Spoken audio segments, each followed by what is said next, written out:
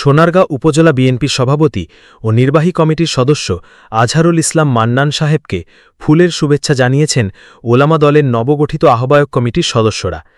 বিস্তারিত হুমায়ুন কবিরের পাঠানো তথ্য ভিডিওচিত্রে। নারায়ণগঞ্জের সোনারগাঁ উপজেলা ওলামা দলের নবগঠিত কমিটির পক্ষ থেকে ফুলের শুভেচ্ছা জানিয়েছেন সোনারগাঁ ওলামা দলের নেতৃবৃন্দ। সোনারগাঁ উপজেলা বিএনপি সভাপতি ও নির্বাহী কমিটির সদস্য আজহারুল ইসলাম মান্নানের নিজ বাড়ি মেঘনার প্রতাপনগরে আজই আয়োজন করা হয়।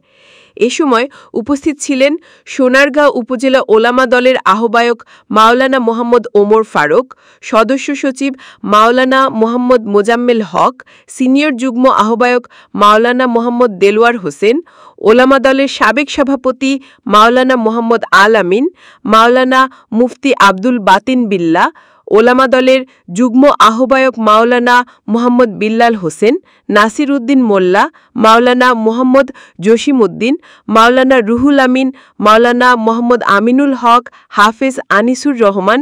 এ সময় আরও উপস্থিত ছিলেন সোনারগাঁও উপজেলা ওলামা দলের আহ্বায়ক কমিটির সদস্য হাফেজ মাওলানা রাসেল, হাফেজ মাওলানা মোহাম্মদ আল আমিন, মাওলানা মোহাম্মদ আলী, মাওলানা মোহাম্মদ আবুল হোসেন, মোহাম্মদ জাকির হোসেন সহ সোনারগাঁও উপজেলা ওলামা দলের নেতৃবৃন্দরা উপস্থিত ছিলেন।